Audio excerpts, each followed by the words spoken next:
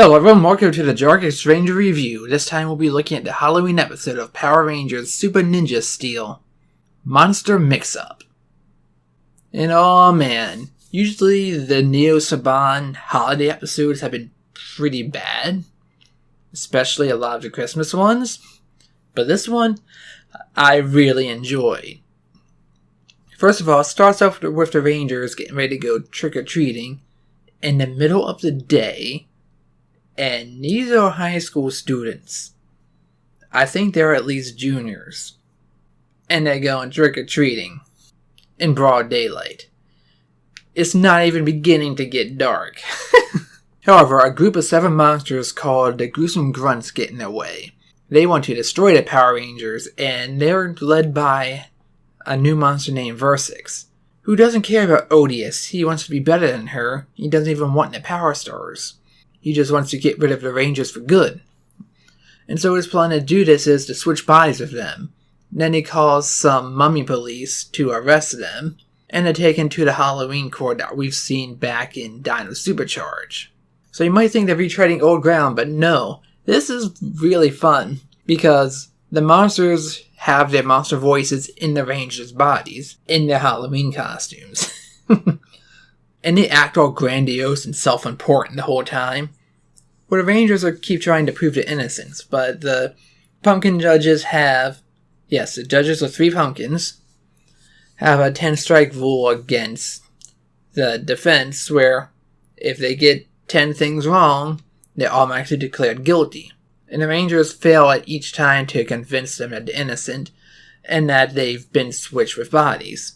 Though the real takeaway here is Preston, or rather his actor. Well, 2 actors this time. Because the monster that switches place, his voice just sounds exactly like Gilbert Gottfried, and his mannerisms are extremely over the top. It doesn't help that Preston's costume was a caveman. You know, the same character that his actor's brother played in the previous series. Clearly a direct reference to that. So that was extremely fun to see. However, 2 of the Rangers escape, and they go to Mick and Redbot to help capture Versix. And they do so by tricking him into a hallway and tossing him in a trash bin, of all things. So just when the Rangers are declared guilty and are about to be destroyed, Versix comes in and admits everything. And the monster's instant reactions of shock pretty much give away that, yeah, it's been a deception the whole time.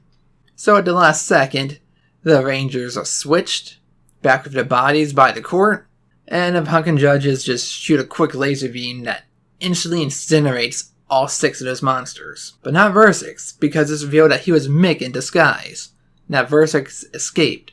But it did prove their innocence, and he gives the Rangers all their stars back, because he was tuning them up for maintenance while they were supposed to be trick-or-treating. Which kind of prevented them from actually fighting, you know. Yeah, some of the costumes are reused, like Nectarlife from Mystic Force, or Snapper from Jungle Fury, and even some from Sentai that just never got used until now. So that's pretty interesting for the monsters, because aside from Versix, none of them did anything in battle. So if the Rangers free, they go to fight Versix, and they dispatch him very quickly. But he says he'll come back to haunt you, and in the very next scene they cut to, he just pops up and says he's back. And since he is not part of Galaxy Warriors, he cannot have Cosmo Gigantify him. But that's okay, he has magic to do it for him. He even carries Rita Repulsa and says, "Make my body grow." And the Rangers instantly use the Ultra Zord against him, which is a good move because he seems powerful if he could switch so many bodies at once like that. And what he does is he starts slamming the ground repeatedly, and somehow the tremors shake the Megazord back into its individual pieces. So the Rangers are like, okay, screw it. We'll just slam all of our Zords into him at once. Even all of our extra Zords. So they do that and it instantly destroys him. And the Rangers go to trick-or-treat. However, they're shocked by the end by seeing a pumpkin that talks. Only turns out to be Mick playing the joke. And that's the episode.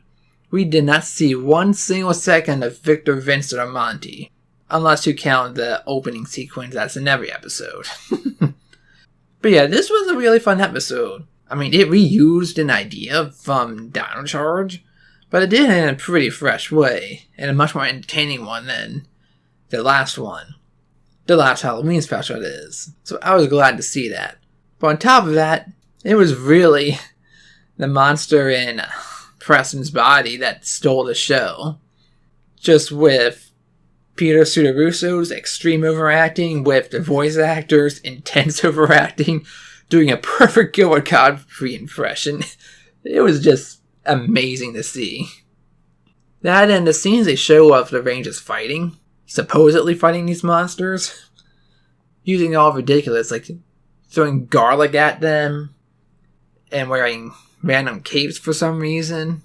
Oh, and Levi tries to prove his innocence by singing well, to which the monsters in human bodies act disgusting, and the pumpkins, they've proved they're in a barbershop quartet, and they sing a few seconds as well.